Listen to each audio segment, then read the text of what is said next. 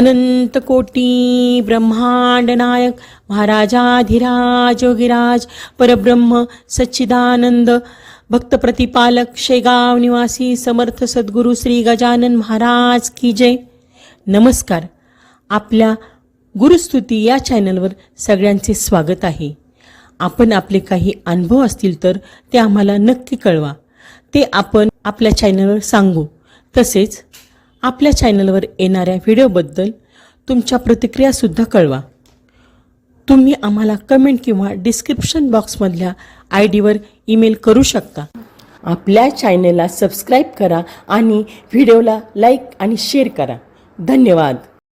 हा अनुभव आहे बडोदा येथून सौ स्वाती मनोजमुळे या ताईंचा. ताई म्हणतात, आमचा तारिता पुण्यरासी समाधीसी बसलासे. जय गजानन. मी सौ स्वाती मनोजमुळे बडोदा येथे राहते. 2018च्या नोव्हेंबर महिन्यात मी आमच्या घरी श्री गजानन विजय ग्रंथाचं मुखोदगत पारायण ठेवलं होतं. तळेगाव दाभाडे येथील पारायणकर्ते श्री प्रकाश पटवर्धन त्यासाठी येणार होते. आमचा मोठा मुलगा सुमेध सिडनी येथे असतो. त्यानं पारायणाच्या कार्यक्रमाला येण्यासाठी विमानाचं तिकीट बुक केलं. मात्र ऐनवेळी काही अडचणीमुळे त्याला येता येणार नाही अशी स्थिती निर्माण झाली. त्याचा फोन आला, आई तिकिटाचे पैसे वाया जाणार, मला तिकीट कॅन्सल करावं लागणार. त्याला म्हटलं, महाराजांना प्रार्थना कर, संबंधित अधिकाऱ्याला जशी बुद्धी देतील तसं होईल. सुमेधच्या नशिबात पारायण ऐकण्याचा योग होता. महाराजांच्या कृपेने तो भारतात आला. मुखोदगत पारायण तर ऐकलंच, शिवाय शेगाव दर्शन, महाप्रसाद आणि गादीसमोर पारायण पण त्याच्याकडून महाराजांनी करून घेतलं.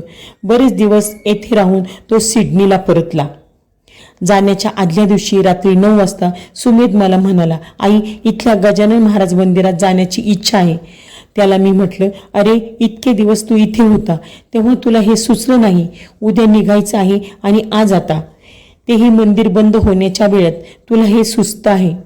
ठीक आहे, चल, असेल महाराजांची इच्छा तर होईल दर्शन. आम्ही मंदिरात पोहोचलो तर मंदिर बंद. सर्व बाजूंनी पडदे ओढलेले. आतलं काही दिसत नव्हतं. पडदा सरकवताही येत नव्हता. त्यामुळे मन खिन्न झालं.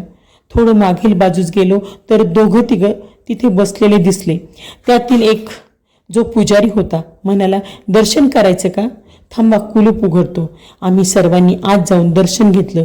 सुमेधचं काम पूर्ण झालं म्हणून मी आईच्या भूमिकेतून भक्तिभावाने महाराजांना हात जोडले.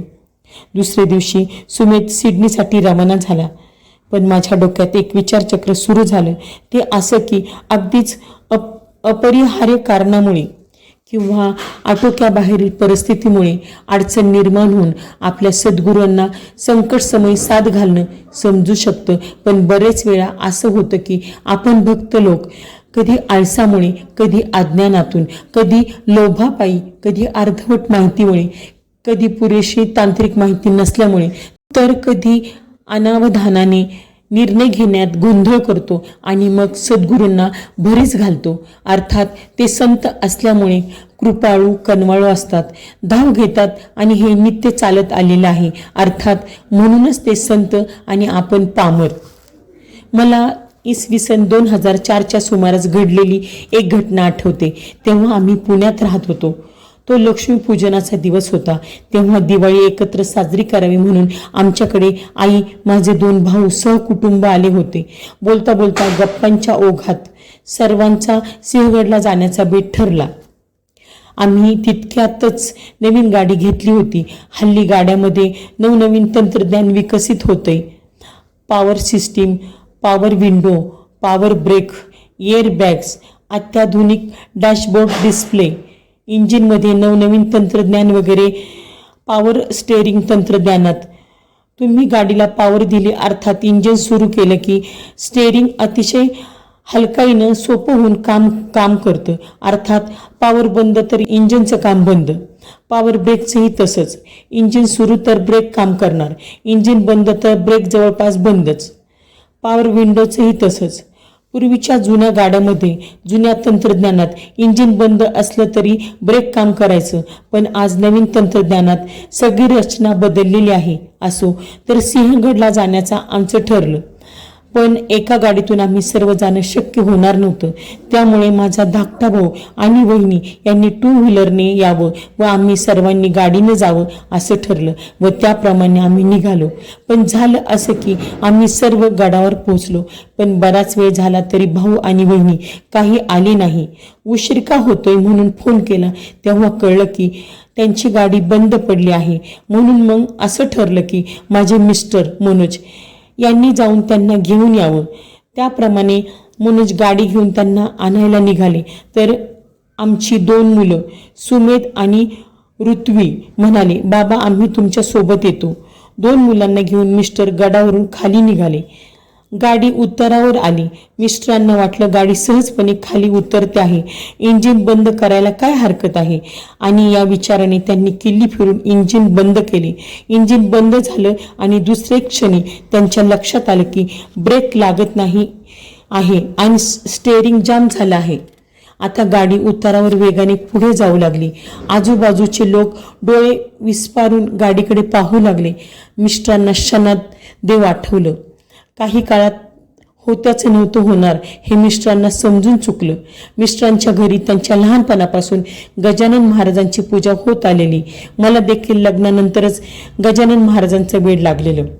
गाडी उतारावर एकीकडे डोंगर झाडी आणि दुसरीकडे खाई. मिस्टरांना 2 मुलासह त्यांचं मरण खाई दिसू लागलं. ब्रेकवर पूर्ण भार देऊनही ब्रेक लागेना आणि स्टेअरिंग वळेना.